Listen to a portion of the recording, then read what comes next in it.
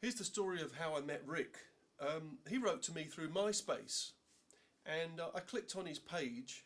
When I got to his page, it was like there was two things playing at once, and I thought it was kind of two different players had automatically started to play, and I could hear, you know, two drum sets, two whole bands playing at the same time, but it actually sounded really good. I thought this is either an incredible accident or something really good is going on here. And of course it wasn't two different players playing at the same time. It was in fact Rick's first track on his MySpace player at that time. And it was very interesting. I looked at some of the comments and I saw the names of some other musicians I knew, and I thought, well, I'm obviously quite late to this party. I should listen to the rest of this guy's songs. He's very interesting. So I wrote to Rick and said, I like what the kind of things you're doing. And he said, well, funny enough, I've just found out that the band you play with, Porcupine Tree, are playing in my hometown of Cambridge in a few days' time, and I was wondering if I could come along and meet you. So I met him after the show at a Porcupine Tree gig, and we chatted and discussed the idea of maybe doing some sort of, you know, collaboration together. I'm the kind of drummer who, you know, maybe like you, I have a lot of ideas, but I never really find great homes for them most of the time.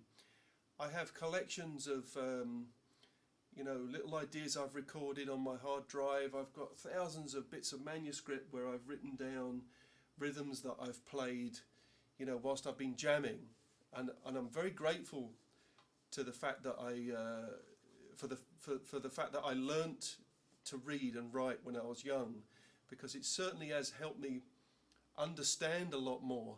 You know, when I'm just kind of improvising at home and I start to play something that I like, I obviously want to record it in some way. And if I haven't got the studio set up, and I haven't got microphones set up, and I haven't got, you know, a quick way to go in to record, I would just get a pencil and some manuscript and, you know, literally write down every single note that I played. And, you know, when I come back to that a few months later, I can make good sense of it. So anyway, I had a lot of these little bits. I play a little bit of bass guitar, I play a little bit of guitar, pretty badly I must say. I can even play a little bit of keyboards, but usually I play the bass and guitar just to write to the rhythms that I've come up with, to give a songwriter some ideas of you know, where I'm going with it. So I said to Rick, look, I've got lots of little kind of rhythmic ideas and riffs and bass lines and things that I've never found a home for. And he said, that's perfect, that's exactly what I'm looking for to start, you know, the songwriting process. I said, well, this is going to be a good collaboration then, because you know, you'll be the ideal man if you can make songs out of these little sections. So quite often I would send Rick, it was very much a kind of internet relationship.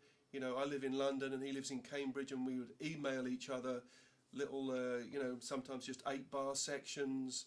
I would send him, you know, guitar and bass lines that went with the drum rhythms, usually just to show him, you know, what I was imagining the bass or the guitar doing alongside this drum rhythm. You know, I always said to him, don't feel you have to use that stuff, or you have to even use those notes. If you really love those notes, then great, but feel free to change the notes if you like. It was just the rhythm of the bass or the guitar lines along with these drum rhythms that I particularly liked.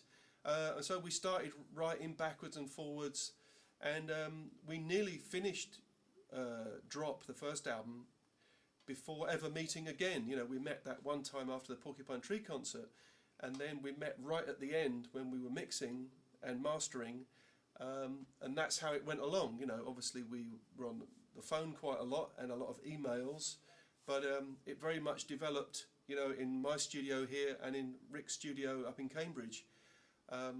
So that's the story of how we kind of got the records together.